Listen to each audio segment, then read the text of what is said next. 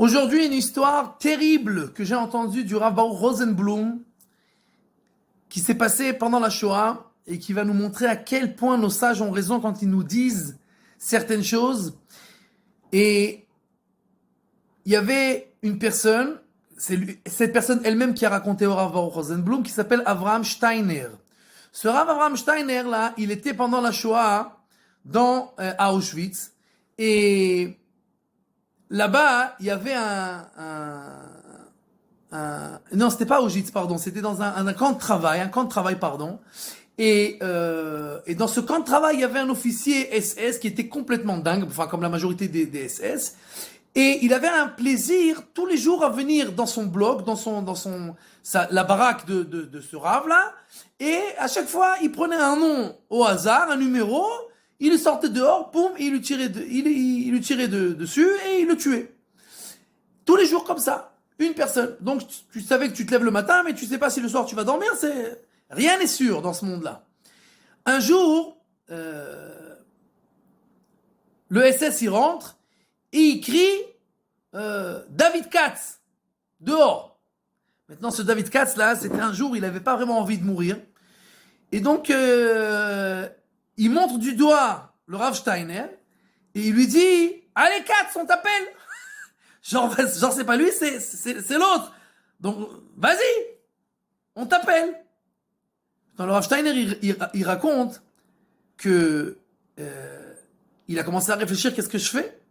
Nos sages nous disent Shomer piv ulshono, shomer mitzarot nafsho. Quelqu'un qui veut se protéger et se sauvegarder son corps et son âme, alors il doit faire attention à sa bouche. Et dans la Gemara, on nous raconte plusieurs histoires que les gens n'ont pas voulu dévoiler d'autres personnes qui avaient fait des bêtises, même s'ils devaient prendre sur eux. Pourquoi? Parce que tu salis ta bouche en disant non, c'est lui, c'est pas moi, etc. Tu te salis et tu salis ta bouche, et c'est un genre de lashon hara. Donc il a dit, moi, même s'il faut mourir al kiddush Hashem, il faut mourir pour sanctifier le nom divin et respecter sa parole, ok. Donc il s'est levé pour partir, pour sortir dehors et pour se faire tuer. D'accord?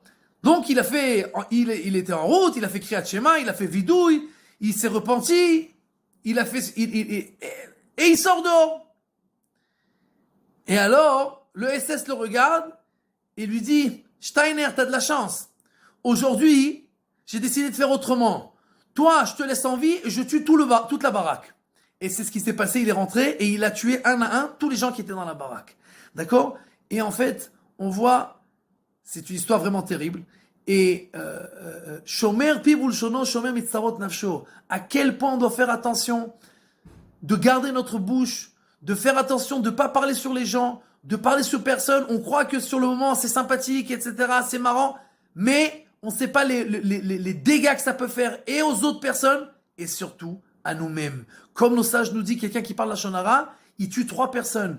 Il tue celle qui a entendu, il tue la personne sur laquelle on a parlé, et surtout il se tue à lui-même. Faisons attention et que nous ayons tous, Bezrat Hashem, la chance et l'opportunité de garder notre bouche et de nous taire le maximum de temps possible. Be'atzlacha.